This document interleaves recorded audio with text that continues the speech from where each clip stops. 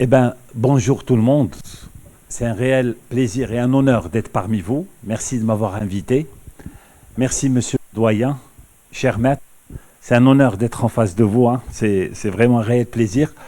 Alors, donc, comme j'ai 1 heure, donc je vais essayer d'y aller doucement parce qu'il y a pas mal de choses à faire passer. On m'a demandé de parler de l'hyperprolactinémie. Alors, il faut savoir que c'est quelque chose de fréquent. C'est pas quelque chose. Il y a même certains pays, on va trouver pratiquement une femme sur 1000 qui présente l'hyperprolactinémie. Donc, l'hyperprolactinémie, c'est une situation qui est fréquente, et comme je l'ai dit, il y a même certains pays où on va trouver une femme sur 1000 qui présente une hyperprolactinémie. Cela ne veut pas dire que c'est une pathologie que de la femme. L'homme aussi peut avoir un problème d'hyperprolactinémie, mais ça, on va en discuter tout à l'heure. Aussi, c'est très important à savoir, c'est que quand vous avez une femme qui présente une aménorrhée secondaire, vous avez une femme qui a toujours été réglée normalement, ou une femme qui a une oligospagnoménorrhée, même sans arriver au stade d'aménorrhée, donc dans 20 à 25% des cas, si vous faites la prolactine, vous allez la trouver élevée. Donc c'est une situation fréquente en cas de troubles, bien sûr, menstruels. Il y a des points très importants. Je sais que c'est de la physiologie, mais qu'il faut connaître. La prolactine, cette fameuse hormone, c'est une hormone polypeptidique, c'est une hormone constituée de 199 acides aminés. Vous me dites, mais pourquoi il me parle d'acides aminés? Pourquoi il me parle de poids moléculaire? Vous allez voir l'importance dans la pratique. Le poids moléculaire de la prolactine est de 23 kilodaltons, mais ça c'est le poids moléculaire de la prolactine biologiquement active, qui a une action biologique. Vous allez voir pourquoi je dis tout cela. Cette prolactine, vous le savez très très bien, elle est sécrétée par l'antéhypophyse. Cette fameuse glande située au niveau de la base, bien sûr, du crâne, donc cette fameuse glande sécrète la prolactine, cette glande qui pèse à peine 1 demi-gramme, hein. C'est vraiment très petit. Elle fait 10 mm, l'hypophyse. Cette glande, elle fabrique toutes les viscères. Cette glande fabrique la GH au niveau des côtés, fabrique de la TSH au niveau du bas de l'hypophyse. Donc la GH, elle est fabriquée au niveau des côtés. La TSH, elle est fabriquée au niveau du bas de l'hypophyse. La CTH, elle est fabriquée par les cellules qui sont au milieu de l'hypophyse. Et bien sûr, la FSH et la LH sont sécrétées là où vient s'implanter le tube neural. Donc ça, où vient s'implanter la tige pituitaire. C'est là où est fabriquée la FSH et la LH. Donc j'ai cité la FSH, la LH, la GH, la CTH, la TSH. Qu'est-ce que j'ai oublié? La prolactine. Où est sécrétée la prolactine? Pourquoi c'est important de le savoir? C'est important. Lactotrabe, les cellules qui fabriquent la prolactine au niveau antéhypophysaire. C'est important parce que ces cellules-là bien sûr, sont mélangées. Les cellules qui fabriquent la prolactine sont mélangées avec les cellules qui fabriquent l'hormone de croissance. En pratique, c'est très important de le savoir parce que quand vous avez un adénome à prolactine, votre seule hantise, c'est que votre adénome soit mixte. Et si c'est un adénome mixte, le plus souvent, c'est un adénome qui fabrique et de la GH et de la prolactine. Et quand vous avez un adénome qui fabrique de la GH, son traitement est chirurgical et non pas médical. Donc, quand vous avez un adénome à prolactine, vous dites non, non, c'est rien du tout, c'est juste un adénome à prolactine. Non. Méfiez-vous, dans le cadre de votre bilan étiologique, il faut au moins éliminer un adénome AGH. Donc ça, c'est très important. Alors, c'est ça pourquoi j'en parle de la localisation de sécrétion, bien sûr, de la prolactine. Il faut savoir interpréter une IRM hypophysaire. C'est important. On a l'impression que c'est quelque chose d'extraordinaire, mais il y a des points importants à savoir concernant l'hypophyse. Concernant l'hypophyse, vous savez très très bien, donc quelle que soit la coupe, ça c'est le chiasma optique, ça c'est la tige pituitaire, ça c'est l'antéhypophyse, ça c'est la post-hypophyse, et ça bien sûr c'est le sinus sphénoïdal. Donc, une autre coupe, ça c'est le chiasma optique, la tige pituitaire. Bien sûr, ça c'est l'antéhypophyse, ça c'est l'hypophyse. C'est ce petit point blanc, c'est juste un artefact, c'est pas un adénome. Et bien sûr, le sinus sphénoïdal. Pourquoi c'est important? Parce que ici, vous avez les deux sinus caverneux. Quand vous avez un adénome hypophysaire, notre hantise, c'est que cet adénome prenne le sinus caverneux. Ils se mettent au-dessus de ce sinus caverneux. Que passe par le sinus caverneux? Les gros vaisseaux qui montent au cerveau. Donc n'importe quel chirurgien, n'importe quel adénome hypophysaire, si on veut l'opérer, que ce soit une acromégalie, un adénome GH ou un gonadotrope qui fabrique de la FSH, de la LH ou un non-sécrétant, la hantise du chirurgien, du neurochirurgien, quand il va aller l'enlever, c'est que cet adénome englobe, bien sûr, le sinus caverneux. Il ne va pas aller gratter là-bas parce que ça va saigner et risque de laisser le patient sur la table. Donc, il est important de voir l'adénome, ses rapports avec le chiasma optique, parce que s'il comprime le chiasma, c'est une urgence, il faut agir vite, et aussi, bien sûr, ses rapports avec les sinus caverneux, parce qu'aucun chirurgien au monde ne va aller gratter ici pour essayer d'enlever un adénome hypophysaire. Il y a des nouvelles techniques aujourd'hui, hein, il y a une technique transorbitaire, donc qui essaye d'enlever, bien sûr on enlève l'adénome par voie transphénoïdale, il y a des nouvelles techniques qui se développent pour aller gratter un petit peu, mais on ne va jamais aller toucher au niveau de ces sinus-là. Donc ça c'est juste un petit rappel. Un autre point très important de la physiologie, même pas de la physiopathologie, de la physiologie. Il faut savoir que l'hypothalamus sécrète de la dopamine hypothalamique. Cette dopamine hypothalamique, elle inhibe en permanence la sécrétion de prolactine par l'antéhypophyse. Donc, retenez qu'il y a une inhibition permanente de la dopamine hypothalamique sur la sécrétion de la prolactine par l'antéhypophyse. Vous allez me dire, mais si j'ai moi une inhibition permanente, je devrais avoir un chiffre 0. Mais non, il y a la contre-régulation, on va en parler tout à l'heure. Maintenant, que font l'industrie pharmaceutique? Parce que la dopamine inhibe la sécrétion de prolactine. L'industrie pharmaceutique va essayer de fabriquer des médicaments qui ressemblent à la dopamine. C'est des... Bien sûr, c'est des analogues, non, des agonistes, merci. Des agonistes dopaminergiques qui vont aller inhiber cette sécrétion de prolactine. Donc, retenez ça, c'est très important. Vous allez voir aussi cette inhibition permanente de la dopamine, son importance dans la pratique, on va en discuter tout à l'heure. Il y a cette inhibition, bien sûr, de la dopamine hypothalamique, mais aussi il y a une stimulation. La TRH antéhypophysaire, la TRH hypothalamique, elle stimule la sécrétion de prolactine. Les œstrogènes stimulent la sécrétion de prolactine. Alors, sur le plan pratique, la TRH stimule la sécrétion de prolactine. La TRH stimule aussi quoi? La TSH. Donc, quand vous avez quelqu'un, sa thyroïde ne fonctionne pas, il est en hypothyroïdie, et donc, il est en hypothyroïdie, sa thyroïde ne fonctionne pas, l'hypothalamus,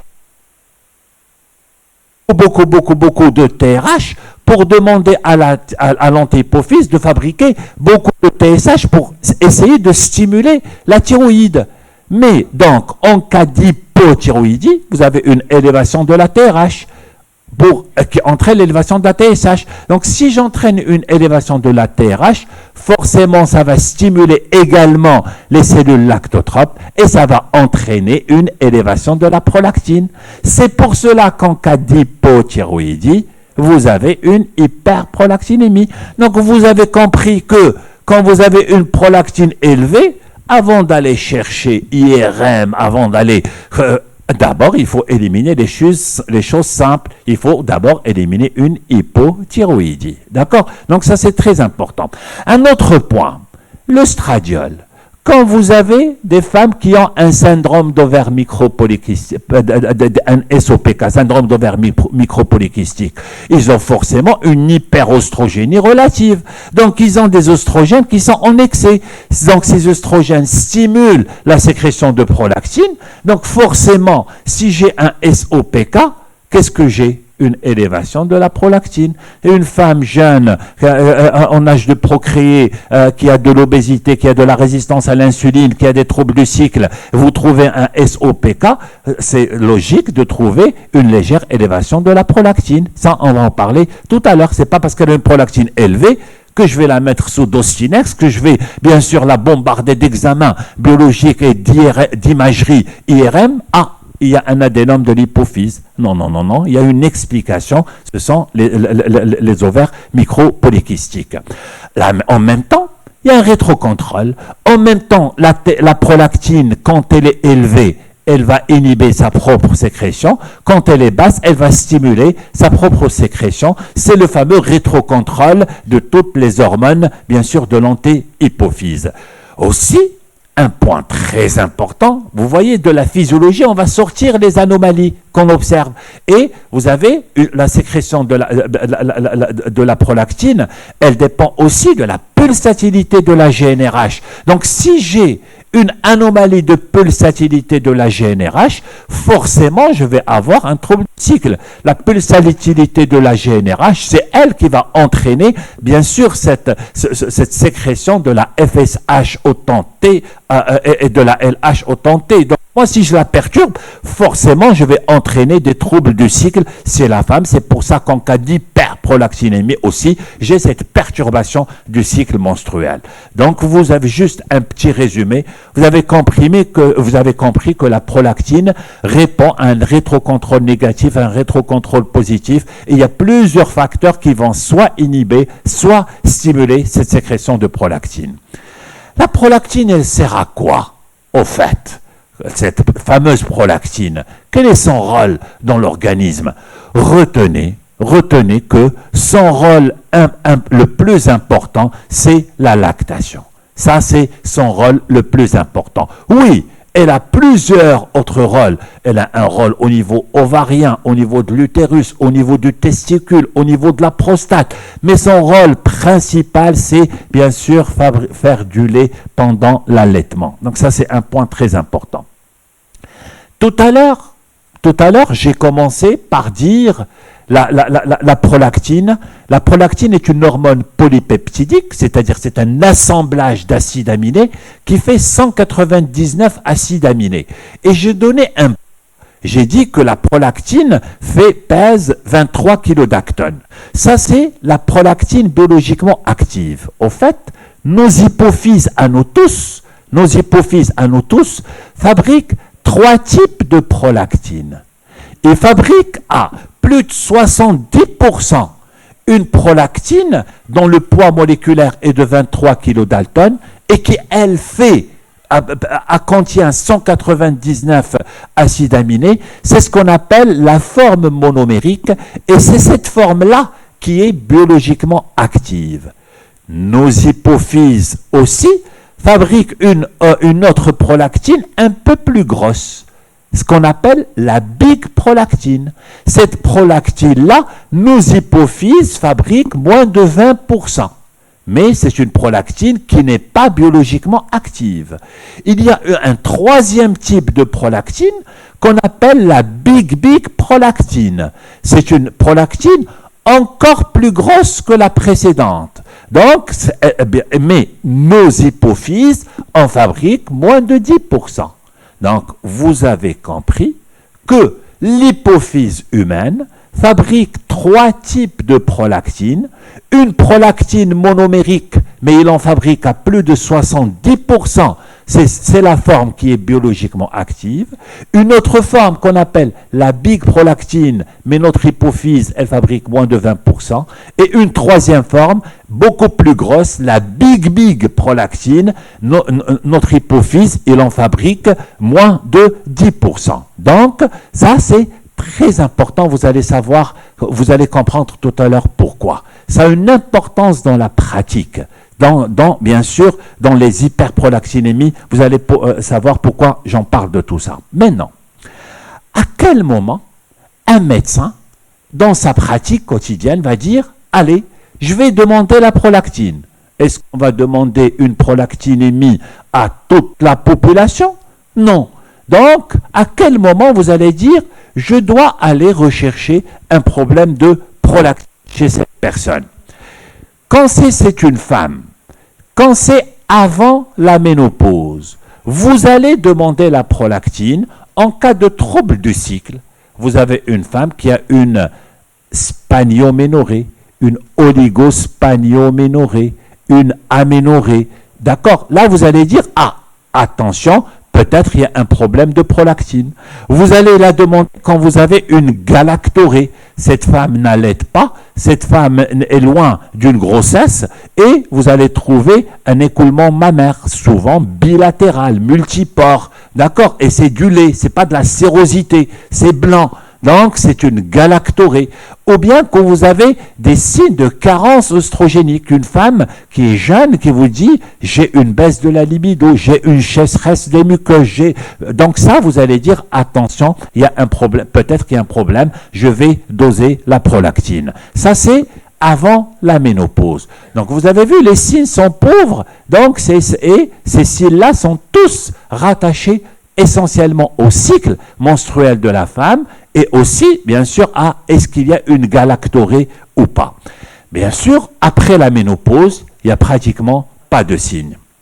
Chez l'homme aussi, on peut être ramené à demander la prolactine. Ne dites pas que non, c'est une pathologie que féminine. Non, on peut avoir un adénome à prolactine chez les hommes. On peut avoir des macro-adénomes à prolactine ou des micro-adénomes à prolactine chez les hommes. Donc, chez l'homme, vous allez chercher, doser la prolactine quand vous avez, bien sûr, des troubles sexuels, une baisse de la libido, des troubles de l'érection, ou bien, mais ça c'est beaucoup plus tardif, bien sûr, c'est le diagnostic, bien sûr, quand vous avez une gynécomastie, ou c'est beaucoup plus tardif, encore plus tardif, vous avez un écoulement mammaire, bien sûr, chez l'homme, donc une galactorrhée chez l'homme, donc ça, bien sûr, il faut aller doser la prolactine. C'est ça, les indications du dosage de la prolactine.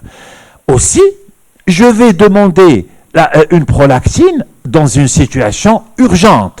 C'est quand vous avez ce qu'on appelle, bien sûr, un processus tumoral hypophysaire. C'est quoi un processus tumoral hypophysaire? Quand vous avez quelqu'un qui se plaint de céphalées, mais ces céphalées sont frontales, non occipitales. Quand vous avez quelqu'un qui se plaint de céphalées frontales et non pulsatiles, non, c'est des céphalées qui sont permanentes, frontales. Attention, il se peut que ça soit un processus tumoral, bien sûr, antérieur. Donc, à ce moment-là, il faut aller demander la prolactine. Ça n'a aucune corrélation avec la taille de la tumeur. C'est-à-dire, je peux avoir un micro-adénome et donner des céphalées. Je peux avoir un macro-adénome et ne pas donner de céphalées. Ce n'est pas la taille de l'adénome qui va déterminer l'intensité de ces céphalées, c'est chaque personne comment elle va l'exprimer. Il y en a qui ne vont jamais les exprimer. Mais attention à ce type de céphalées qu'on appelle les céphalées d'origine hypophysaire. Aussi, vous allez demander la prolactine quand vous avez une atteinte du champ visuel, quand vous avez quelqu'un, et ça c'est les ophtalmos, donc et en général qui le trouvent, quand vous avez quelqu'un qui a une amputation d'une partie de champ visuel, où le patient vous dit, docteur, je ne vois plus les côtés, ou donc ça c'est en général les ophtalmos qui trouvent ce diagnostic-là. attention, là ça veut dire qu'il y a un macroadénome, là on n'est plus dans le micro, et ce macroadénome, il est en train de comprimer le chiasma optique, et c'est pour ce que là que le patient, il a perdu, bien sûr, au niveau du champ visuel. Vous allez aussi, là je vous donne les indications, à quel moment vous allez demander la prolactine. On a vu la clinique, on a vu bien sûr aussi la symptomatologie de l'hypophyse et du champ visuel, ou bien vous allez demander la prolactine quand vous savez déjà il y a un adénome à prolactine. Vous savez que cette personne a un microadénome dans le cadre du suivi, vous allez le faire, ou bien il a un macroadénome dans le cadre du suivi, vous allez le faire, mais je l'ai dit tout à l'heure, et c'est pour ça que je tenais à rappeler, bien sûr, la physiologie tout à l'heure. Attention, quand vous avez un adénome, votre hantise, c'est que cet adénome soit mixte, qu'il fabrique de la prolactine et de la GH. Pourquoi? Parce que, je l'ai dit, les cellules à prolactine sont mélangées avec les cellules AGH, donc méfiez-vous de cela. Et c'est pour cela que les adénomes à prolactine sont souvent latéralisés. Il est soit à droite, soit à gauche. C'est exceptionnel d'avoir un adénome à prolactine au niveau central. Les adénomes à prolactine sont souvent soit latéralisés à droite, soit latéralisés à gauche, parce que c'est là où il y a les hormones AGH, et c'est là, les cellules AGH, et c'est là aussi où il y a les cellules à prolactine, et c'est là où on fabrique, où les adénomes vont se développer. Et bien sûr, je vais aussi demander une prolactine, et tout à l'heure, j'ai parlé de ce système de hypothalamique et de la sécrétion de la prolactine.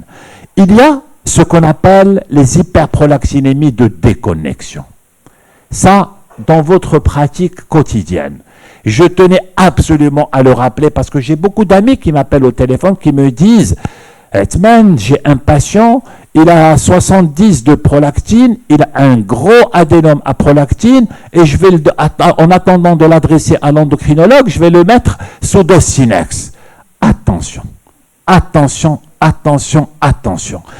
Attention parce que la taille de l'adénome, elle détermine la valeur de la prolactine. Plus l'adénome est gros, plus la prolactine est élevée. Attention, quand vous avez un macroadénome hypophysaire qui comprime bien sûr l'hypophyse, vous faites la prolactine et vous trouvez, elle est à 70. Vous trouvez cette prolactine à 70, à 80, vous dites attention. Ne dites pas c'est un adénome à prolactine. Cette hyperprolactinémie, cette élévation de la prolactine, c'est une élévation due à un problème physiologique. Pourquoi il y a une élévation de la prolactine? Parce que vous avez un adénome qui est énorme, qui est gros. Cet adénome-là, il va comprimer la circulation de l'hypothalamus à l'hypophyse. Donc, il va bloquer la circulation de la dopamine hypothalamique. Il va la bloquer, il va pas la laisser inhiber, bien sûr, l'antéhypophyse. Si moi je bloque, j'inhibe pas, automatiquement la prolactine va s'élever. C'est ce qu'on appelle l'hyperprolactinémie de déconnexion. Donc, attention, vous avez quelqu'un qui a un macroadénome et il a 50 de prolactine, c'est impossible. C'est pas un adénome à prolactine, c'est une hyperprolactinémie de déconnexion. Donc, c'est une hyperprolactinémie qui est liée à cet adénome qui écrase, bien sûr, la tige et qui empêche le passage de la dopamine hypothalamique vers, bien sûr, l'antéhypophyse. Donc, je lève cette inhibition. Il n'y a plus d'inhibition de la dopamine hypothalamique. Donc, si je lève l'inhibition, une élévation de la sécrétion de prolactine. Est-ce que c'est clair? C'est un point très important parce que des fois, on voit des patients qui ont, depuis 6 ans, 5 ans, traité par Dosinex comme soi-disant un adénome à prolactine, alors qu'au départ, ce n'en est pas un. Parce que juste, on a trouvé une prolactine à 50, à 60, à 70, on l'a étiqueté comme adénome à prolactine, alors que non, c'est l'hyperprolactinémie hyperprolactinémie de départ, c'était une hyperprolactinémie de déconnexion. Est-ce que c'est clair? Ça, très important, je tenais à le rappeler. Maintenant, le diagnostic étiologique. Quelles sont les causes d'une élévation de la prolactine? Avant, et je l'ai dit, avant d'aller, bien sûr, faire IRM, toute une batterie de dosages hormonaux, il faut commencer par éliminer les choses les plus simples. La première cause d'hyperprolactinémie, c'est quoi? C'est la grossesse, tout simplement. La première cause, elle est physiologique. On a beaucoup de femmes qui elles allaitent une fois par jour. Je me suis fait avoir. Hein. Sincèrement, j'ai une femme, est-ce que vous allaitez? Vous avez accouché quand? J'ai accouché il y a 1 an, vous allaitez? Non. Et après, en creusant, elle allaite une fois la nuit. Elle ne le considère pas. Donc, attention, posez des questions simples. D'abord, éliminer une grossesse. Parce que ça, c'est la première chose. Éliminer un allaitement. Donc ça, c'est une cause d'hyperprolactinémie. Deuxièmement, éliminer une origine médicamenteuse. 50% des Marocains sont déprimés. 50% des Marocains ont des antidépresseurs, des neuroleptiques. Donc, d'abord, éliminer une origine médicamenteuse. Donc, ça, c'est très important. Cherchez, est-ce que cette personne n'a pas un médicament capable d'enlever la prolactine? Et vous allez en trouver. Vous allez en trouver. On est bourré d'anti-acides, d'anti-H2, de tout ce que vous voulez, d'anti-nauséeux, d'anti-émétiques. Donc, tout cela, c'est des médicaments qui vont augmenter la prolactine. Donc, avant de dire,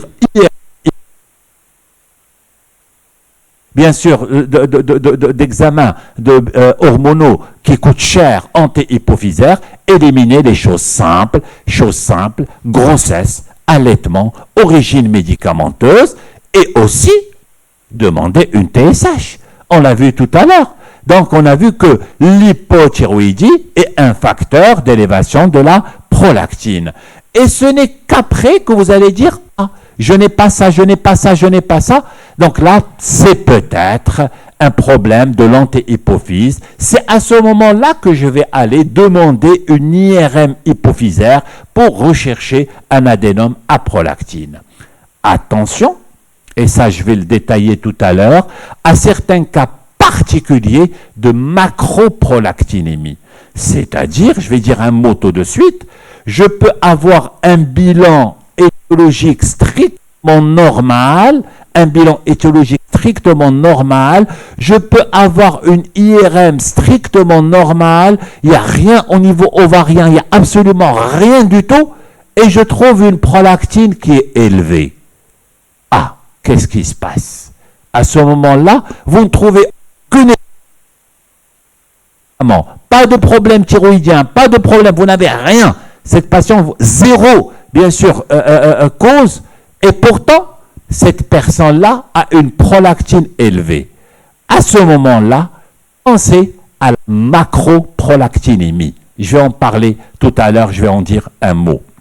Alors, aussi, je l'ai dit, les ovaires polykystiques, mais ça reste un diagnostic d'élimination. Moi, je le dis toujours, quand vous avez une jeune fille en âge de procréer, une jeune fille, oui, des fois on pose le diagnostic de syndrome d'ovaire micropolycystique, mais quand vous avez des femmes de jeune âge, il y a des équipes qui disent non, non, non, non, il faut aller loin, c'est les jeunes, et bien sûr explorer l'antéhypophyse. Mais sachez que quand vous avez un syndrome d'ovaire micropolycystique, par l'hyperœstrogénie relative qu'il entraîne, les œstrogènes stimulent la sécrétion de prolactine et vous avez une élévation de prolactine. Mais c'est des élévations qui ne dépassent pas les 70. Hein.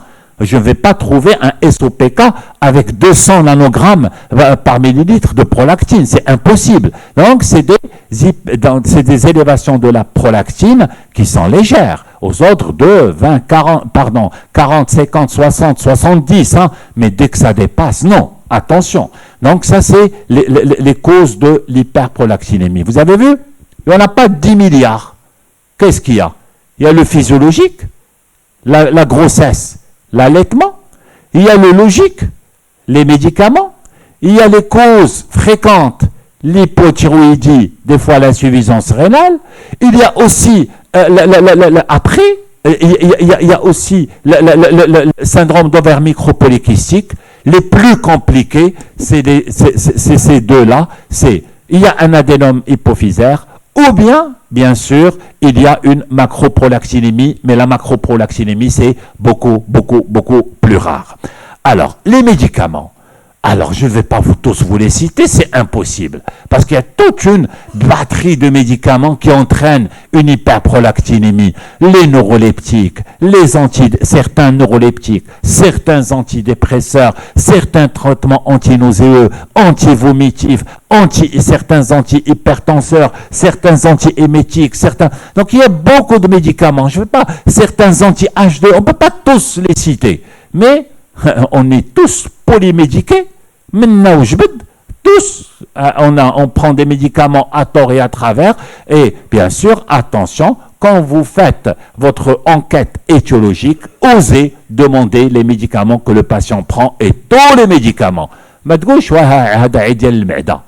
je dois vraiment rechercher tous les médicaments capables d'élever la prolactine.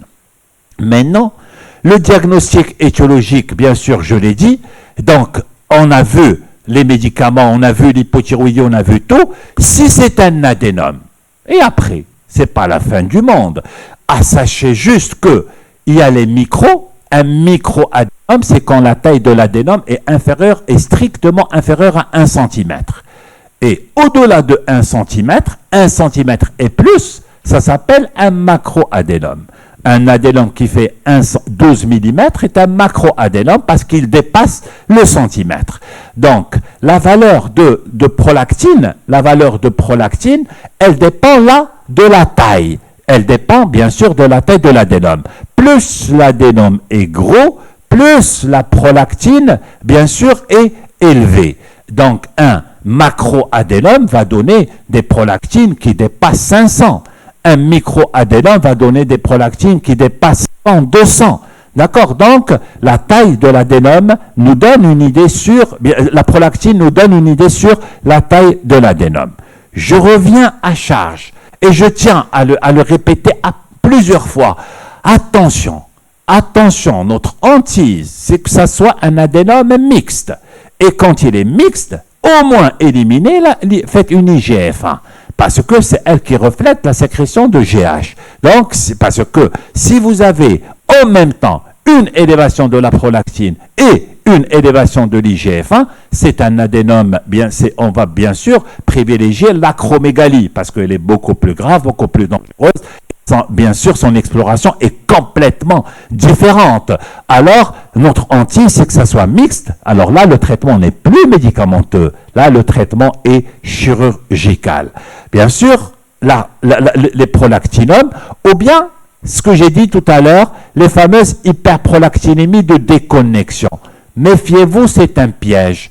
Que ce soit un craniopharyngium, un gonadotrope, ou un adénome non sécrétant qui ne sécrète rien du tout, ou bien il sécrète une sous-unité qu'on appelle la sous-unité alpha. Donc, vous pouvez avoir des macro-adénomes, et c'est des adénomes, vous faites un bilan, et vous trouvez une prolactine à 70, attention dites, c'est contradictoire. Je ne peux pas avoir une prolactine à 70 avec un adénome qui fait 3 cm. Ce n'est pas possible.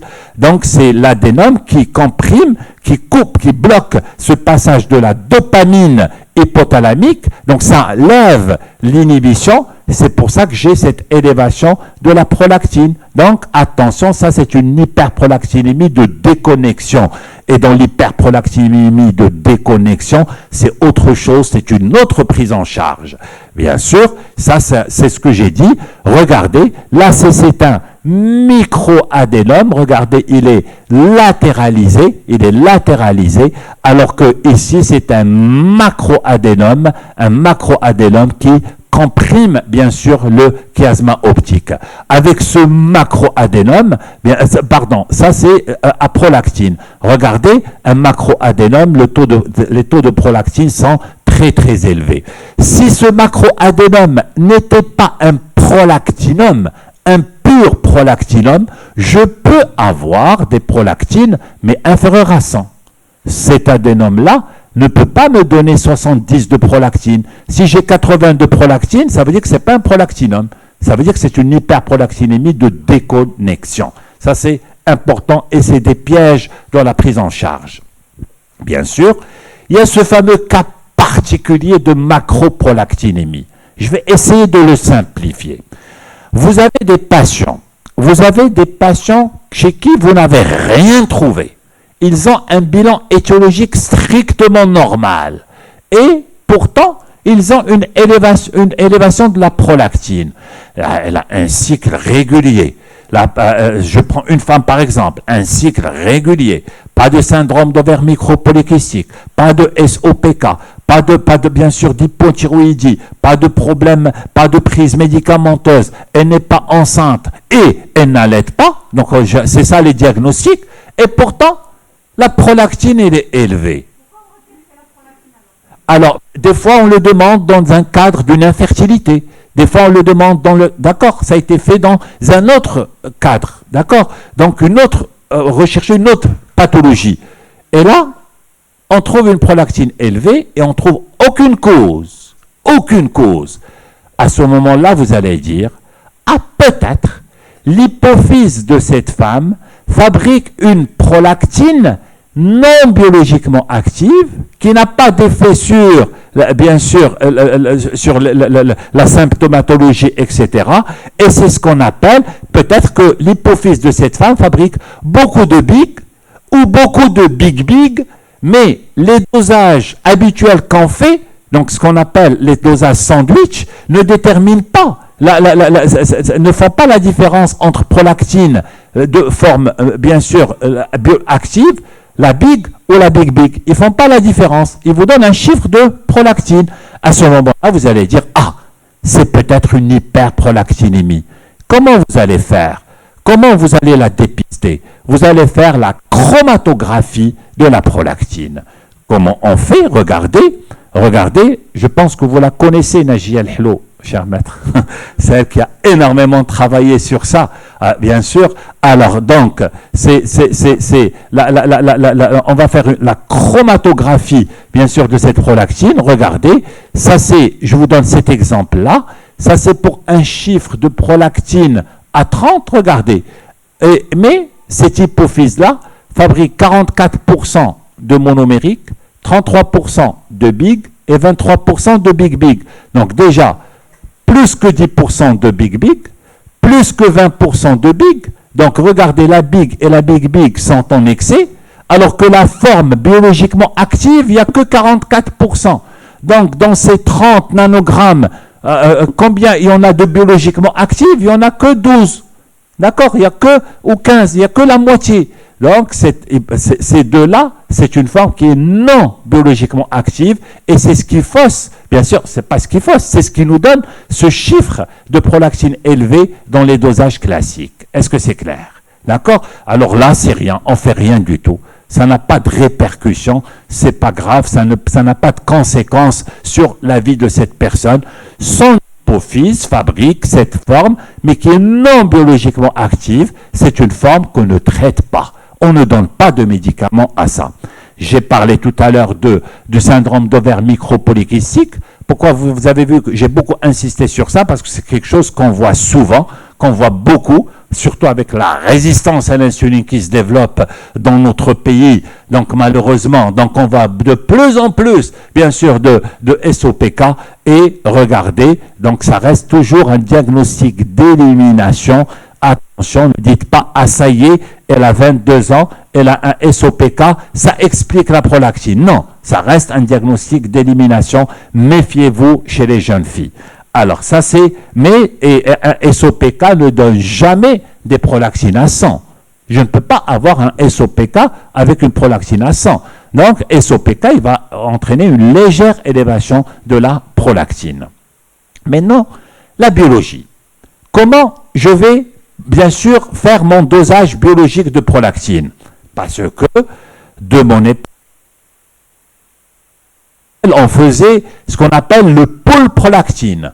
On faisait 2 prolactines espacées de 30 minutes, le patient allongé pendant, après 10 heures, pendant au moins une demi-heure, on plaçait un cathéter et on prenait une prolactine, une demi-heure après, on prenait une autre prolactine et on faisait la moyenne des deux, ça s'appelait le pool prolactine. Maintenant, on fait plus ça.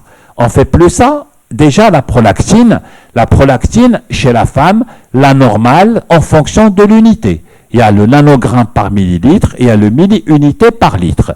Donc, en général, chez la femme, c'est allant jusqu'à 30 et chez l'homme, jusqu'à 20.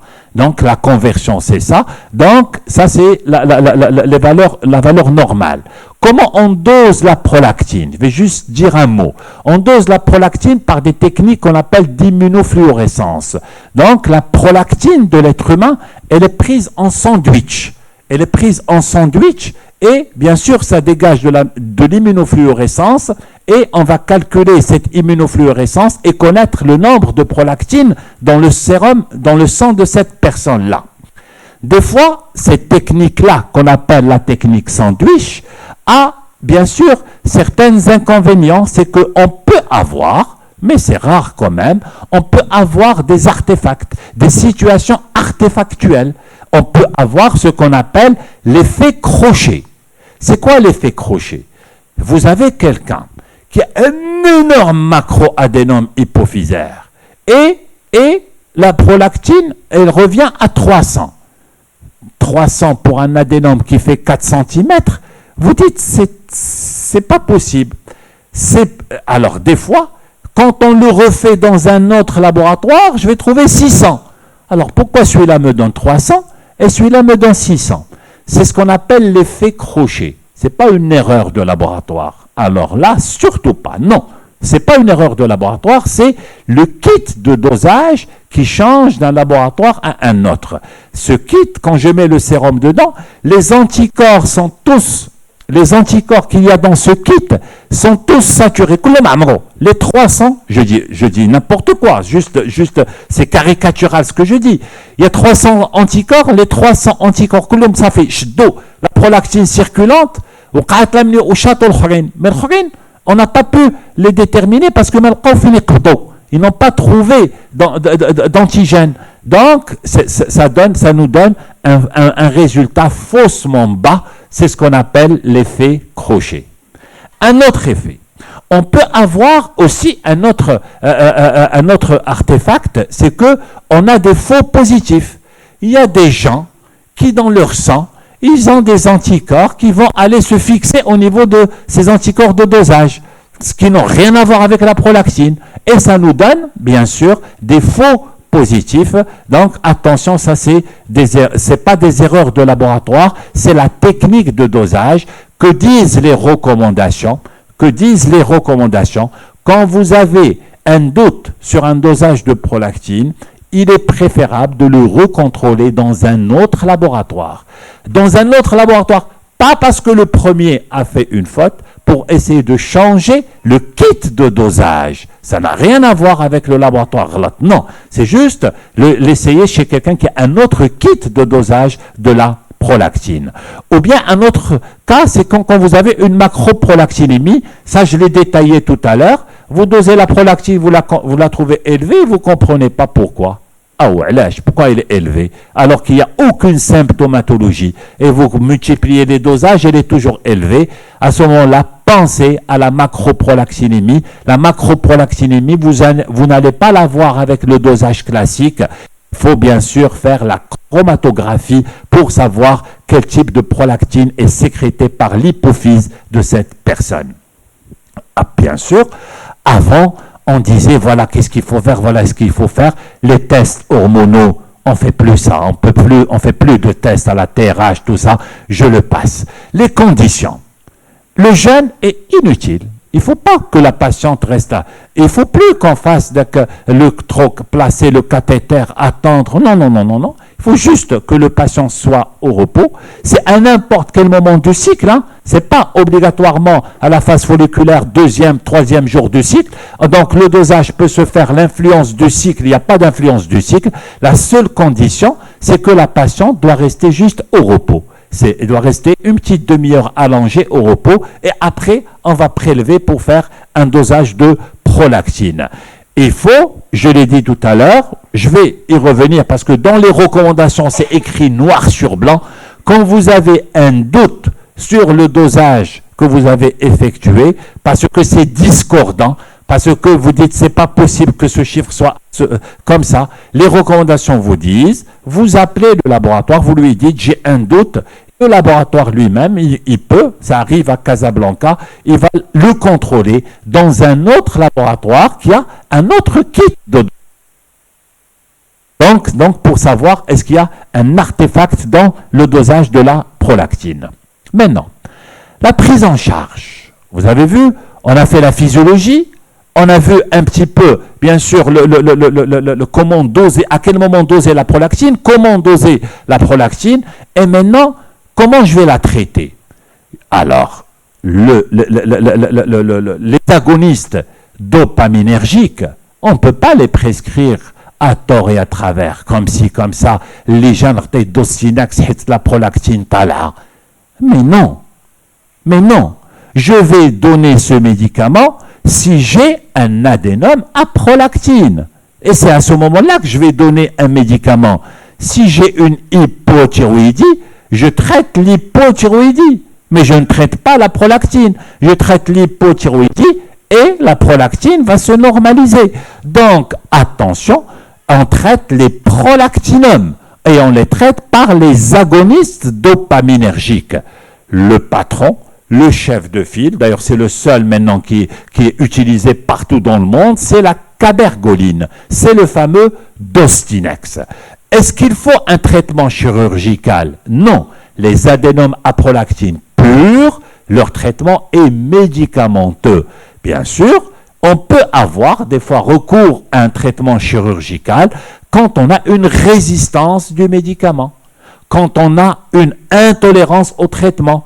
Attention, vous savez, les agonistes dopaminergiques aux États-Unis, c'est un antidiabétique. Donc, ça baisse la glycémie. Donc, attention, parce que c'est des médicaments qui peuvent donner des hypoglycémies. C'est des agonistes dopaminergiques. Donc, qui dit dopamine, ça agit sur la pression artérielle. Donc, ça donne des hypotensions. Donc, c'est des médicaments qui, chez certaines personnes, ne sont pas du tout tolérés. Donc, la tolérance, et bien sûr, le traitement chirurgical, c'est quand c'est mixte. C'est la 5e fois que je le répète. Attention, on ne traite pas un adénome à GH avec, bien sûr, un agoniste dopaminergique. L'adénome AGH, son traitement, ou autre, hein. Je me suis fixé sur le GH parce que c'est le plus fréquemment associé à la prolactine, mais le traitement est chirurgical. Bien sûr, je l'ai dit, la cabergoline, aujourd'hui, c'est bien sûr le médicament utilisé partout dans le monde. La bromocriptine, tout le reste, c'est des médicaments qui ne sont plus utilisés. La cabergoline a aussi un avantage d'être un antitumoral. Il va faire carrément disparaître des fois l'adénome. Oui, il y a des effets secondaires, je les ai dit tout à l'heure. Donc, c'est quand vous t'en traite, si vous avez une patiente qui a été mise, bien sûr, par son médecin, son endocrinologue ou par son médecin avec sous Dostinex, et il faut dire à cette patiente que le médicament doit être pris le soir, au coucher. Il doit être pris avec une collation. D'accord? Pourquoi le soir au coucher? Parce que il y a ce risque hypoglycémique et ce risque d'hypotension. D'accord? Donc, pour qu'il soit bien toléré. Il y a eu toute une polémique, beaucoup de papiers concernant l'atteinte cardiaque, mais ça, c'est quand on utilise la cabergoline dans d'autres indications. Et là, bien sûr, et pas bien sûr, tel que, vous l'avez dit, la maladie d'Alzheimer, Parkinson, oui, Parkinson. Donc là, non, ce n'est pas avec les doses qu'on utilise en cas de problème de prolactine. Bien sûr, une fois que j'ai démarré le traitement, je dois contrôler l'AGH. Je l'ai dit tout à l'heure.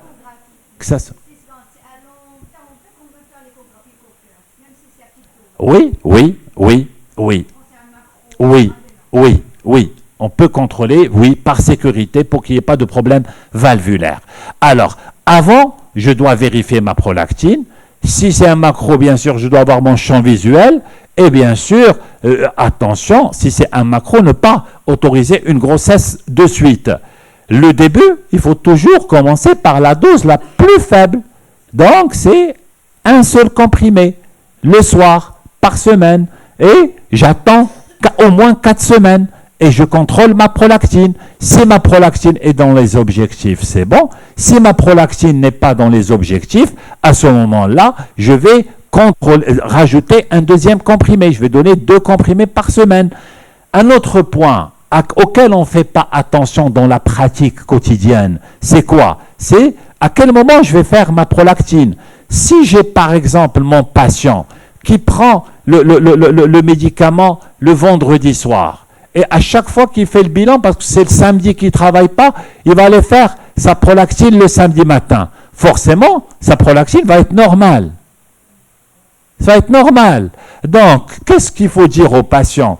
Il faut faire le dosage de prolactine le jour de la prise de votre médicament. Parce que le médicament, il le prend le soir et lui, il fait la prise le matin pour voir est-ce que le médicament, il a tenu la semaine ou pas. Est-ce que c'est clair? Qui a maintenant le Dostinex le vendredi soir, donc normalement, pour qu'un comprimé soit suffisant, la prolactine dialo normale, mais le vendredi, c'est le vendredi d'après.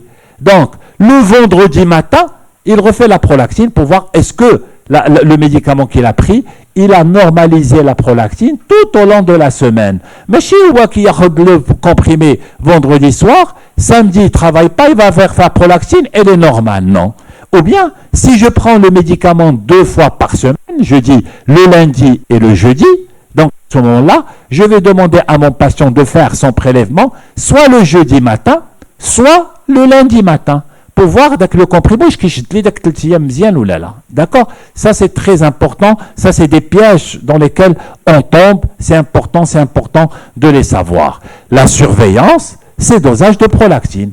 Mais si tu as un micro-adénome qui fait 5, 6 mm, 7 mm, qui prend IRM tous les 3 mois, IRM tous les 6 mois, IRM, ça y est, j'ai un micro-adénome est un micro-adénome. Un micro-adénome ne va pas devenir macro-adénome. Un macro-adénome risque, et tant mieux, avec le médicament, de disparaître. D'accord? Il va diminuer de taille. Mais il était macro, il a diminué de taille. Un micro est un micro. Donc, si je demande une IRM pour le diagnostic, c'est bon. Je ne vais plus après faire d'IRM. Je vais faire d'IRM dans le cas des macros. Pourquoi je vais faire l'IRM dans le cas des macros? Pour voir l'effet antitumoral. Est-ce que l'adénome a disparu? Est-ce qu'il diminue de taille ou pas? Bien sûr, c'est un médicament que j'arrête en cas de grossesse. Regardez, ça c'est les études Colao, Colao, c'est une Italienne en fait, c'est une Italienne qui a énormément développé le traitement par cabergoline dans les adénomes à prolactine. Et regardez, là, un adénome, regarde, là, il a disparu. Un adénome, il a disparu. Donc, vous voyez que, en plus de normaliser la prolactine, la cabergoline a cet avantage, c'est la majorité des patients de faire carrément disparaître l'adénome.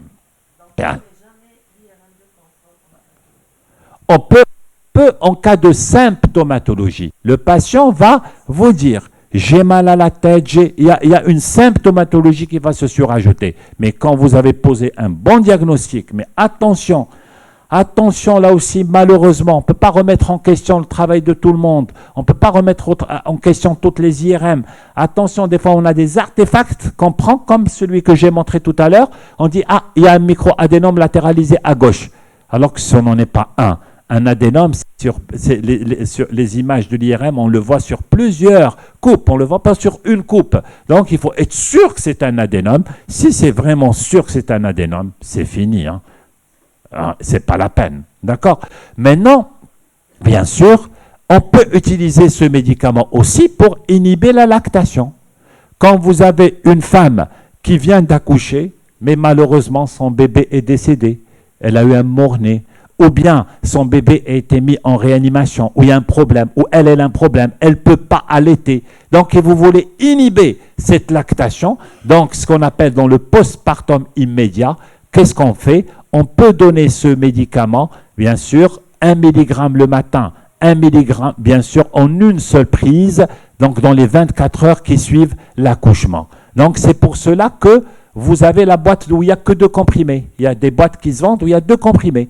Ces boîtes-là, elles sont faites pour ça. Elles ne sont pas faites pour traiter les hyperprolactinémies, elles sont faites pour, bien sûr, arrêter l'allaitement.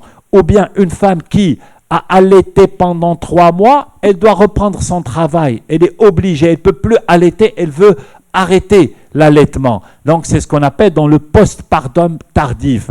À ce moment-là, comment je vais bloquer la lactation? La patiente doit prendre un demi-comprimé le matin, un demi-comprimé le soir pendant 2 jours. Et ça va lui arrêter la lactation. C'est la technique d'arrêt de la lactation avec la cabergoline. Bien sûr, quand vous avez une hyperprolactinémie d'origine médicamenteuse, attention, ne donnez pas d'agonistes dopaminergiques. Vous imaginez quelqu'un qui est sous neuroleptique, antidépresseur, et vous rajoutez, vous risquez de lui entraîner des graves problèmes. Vous allez revoir le traitement. Il a donc une hyperprolactinémie médicamenteuse, je change le médicament. Au moins, j'ai une explication. Ma prolactine est élevée, voilà pourquoi. Et je pèse le pour et le contre. Est-ce que vraiment cette prolactine induit des problèmes si c'est une femme sur son cycle? Une femme, elle doit avoir un cycle.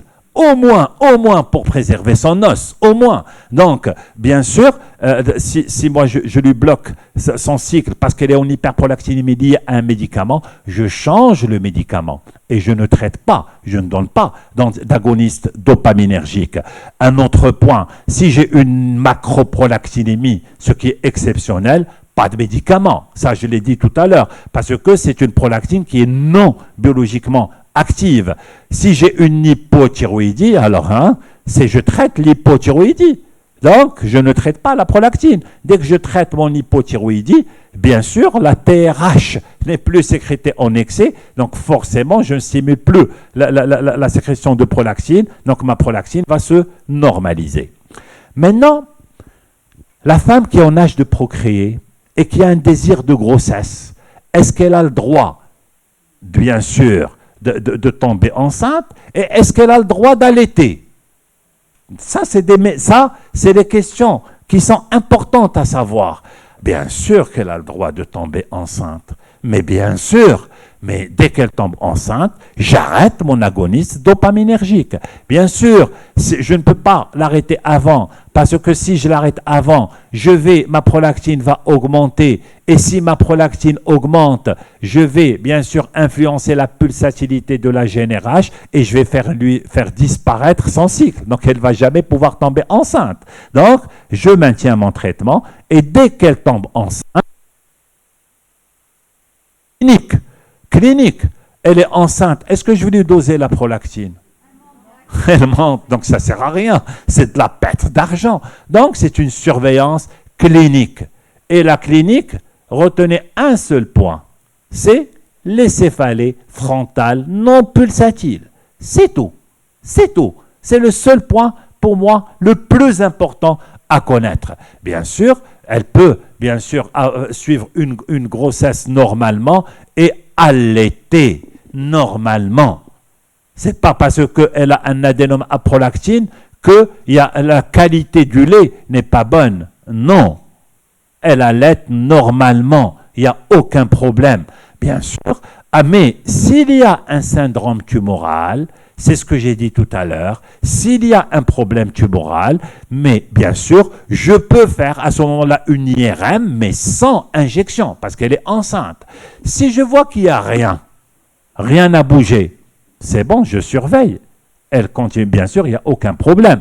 Mais par contre, si je vois qu'il y a une augmentation très significative de la taille de l'adénome, et attention, à ce moment-là, ça peut se discuter, la reprise de l'agoniste dopaminergique. Et bien sûr, à ce moment-là, elle ne pourra pas allaiter parce que elle a un agoniste dopaminergique qui va lui bloquer sa lactation. Maintenant, Là, j'ai parlé du micro. Quand vous avez un macro-adénome, est-ce que la dame a le droit de tomber enceinte? Oui. Est-ce qu'elle a le droit d'allaiter? Oui, bien sûr. Dans les deux cas de figure, elle a le droit d'allaiter. Mais retenez juste, c'est à peu près le même raisonnement que tout à l'heure. J'arrête l'agoniste dopaminergique, bien sûr avec une surveillance clinique, si j'ai une symptomatologie, et je vous l'ai dit tout à l'heure, ce qu'il faut retenir, c'est le syndrome tumoral hypophysaire, c'est les céphalées atroces, bien sûr frontales, non pulsatiles, avec des troubles visuels. À ce moment-là, je peux, bien sûr, faire une IRM, bien sûr, mais sans injection de produits de contraste, et je vais discuter en fonction du cas. Donc, j'espère que j'étais clair concernant l'hyperprolactinémie. Je vais conclure par, hyperprolactinémie ne veut pas dire agoniste dopaminergique. Hyperprolactinémie, je vérifie le chiffre de cette prolactine et comme j'ai dit tout à l'heure, je peux même être ramené à refaire le dosage dans un autre laboratoire parce qu'il y a une erreur de laboratoire. Je vous ai expliqué tout à l'heure pourquoi. C'est à cause de la technique du kit de dosage, bien sûr. Éliminer les choses classiques.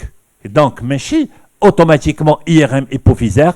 J'élimine les choses classiques. La première, grossesse, allaitement. La deuxième, bien sûr, médicaments et la thyroïde. Donc ça, c'est des choses qu'il faut éliminer d'abord avant d'aller creuser.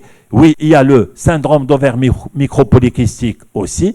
Si, bien sûr, oui, il y a un de ces problèmes, donc pas d'agoniste dopaminergique. S'il y a une hypothyroïdie, je traite l'hypo. S'il y a un médicament, je supprime le médicament. S'il y a une grossesse, ça explique tout. S'il y a un allaitement, ça explique tout. S'il y a une insuffisance rénale, ça explique tout. S'il y a, bien sûr, un problème médicamenteux, ça explique tout. Mais sinon, c'est à ce moment-là que je vais aller demander une IRM hypophysaire. Il n'y a pas de grossesse.